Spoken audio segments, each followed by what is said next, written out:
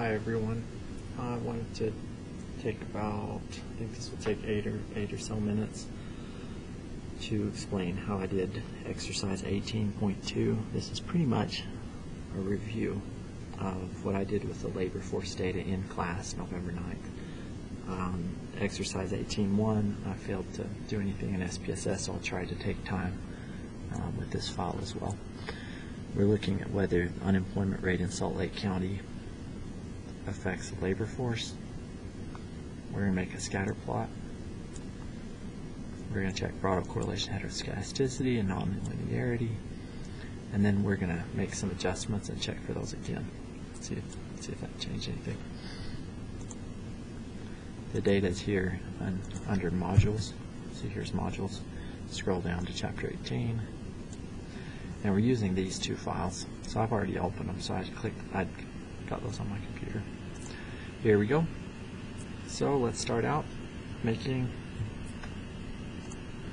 insert, scatter plot. It's blank, which I don't think that looks good. Let me see if I can get one that's not blank. Insert scatter plot. Okay, fine. Select data, add. I'll call it labor force. The X variable is unemployment rate. So I'm thinking when the unemployment rate's high, people get discouraged about their pay, their job prospects, and they go back to school, they stay at home, they retire, and most people just keep on doing what they're doing.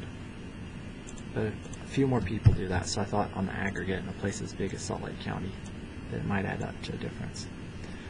Does it look like a relationship to you?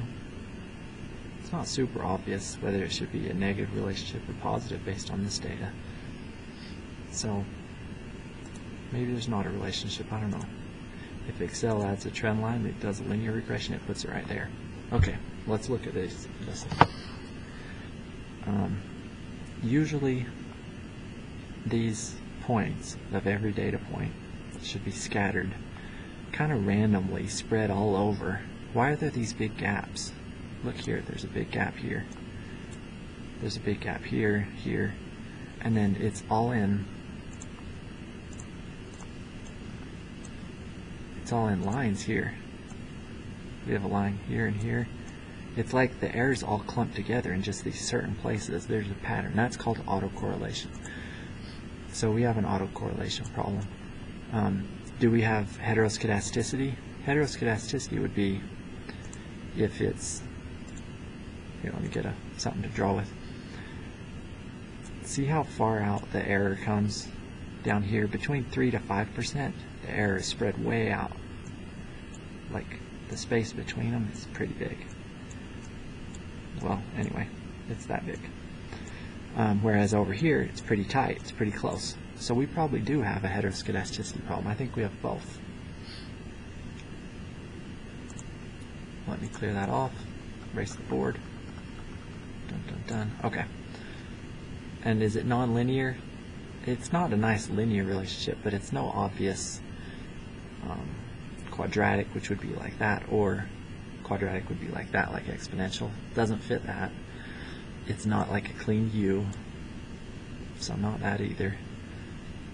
It's not a logarithmic, which would be up like this and then flatten out. Anyway, so it doesn't fit any clean nonlinearity. Maybe there's no relationship, or maybe it's linear. That's what I would guess. Let's see where we're at. Make a scatter plot. Yes to both of these. No, probably not. Okay, I wanted to do the same thing in SPSS. So here's my data. Graphs, chart builder. Let me clear it. I was working on this before, so that's why it's here. Okay, normally you would have to click scattered and you would drag this up here, and then you drag your X variable to that axis and your Y variable there. Say okay. There it is. Same thing, right? Same pattern, but zoomed in. So I sort of like SPSS better for this. And it still shows that these dots are in clumps. They're not spread throughout. And I can't get the line to show on here right off. I'd have to work a little bit to get it in SPSS. Okay, next step. The question asks us to convert labor force to change in the labor force. So we'll do that by inserting a column. I'll call it labor force change. And we're just going to say, look, from January 1990 to February, looks like it went down about 1,000. So let's calculate that exactly. It went down by 1,016 people. So these are the people that switched. They left the labor force. And maybe the increase in the unemployment rate by 0.3% had something to do with it. Maybe the economy was getting bad. I don't know. Okay, I'll paste those down. Another good way to do that is to double click this and it would paste them down. Okay, the next year it went up. And so look, these first three, it's like a case study, but it went up 380 and unemployment rate went down. So the economy was getting better and people were joining the labor force. So it looks like there's a relationship. Okay, let's graph that now with a scatter plot. So I'm going to switch this. I edit it. Instead of the y variable being the total labor force, it should be column C, which is the change in the labor force. Delete C. Look, now they're spread randomly. So autocorrelation is gone. Because see how above and below they're kind of scattered. And also, I think we've solved the heteroskedasticity problem too, because it's more straight. Like there's a big amount of error all across. It's about the same distance, and so that makes me feel like it's not like it narrows a lot. Like that would be heteroskedasticity. So I think it looks great in terms of autocorrelation and heteroskedasticity. Now though, look, it switched to a negative relationship.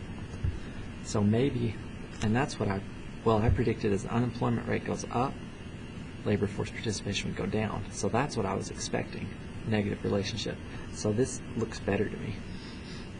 Okay, let me do that in SPSS. I'm almost done here. Graphs, chart builder. Instead of labor force, it's labor force change. It's okay. Same thing, right? All right, now let's do a regression.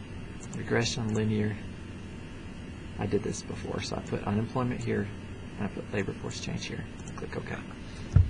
Look, it's not significant.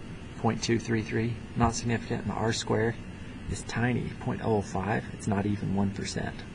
So even though it looks like there's a negative relationship, it's not significant. It's really a no relationship situation. That line, the slope, it's too flat. It'd have to be steeper negative. So even though it seems reasonable that unemployment rate would lead to high unemployment would lead to lower labor force, there must be enough other factors that this doesn't show up, at least not for Salt Lake County for that 25-year period. So that was kind of an economic situation, and I think it illustrates this problem, these concepts pretty well of heteroskedasticity. So we'll say autocorrelation and heteroskedasticity went away, so we're not concerned with those anymore. And that's the end of this video. Thanks for watching.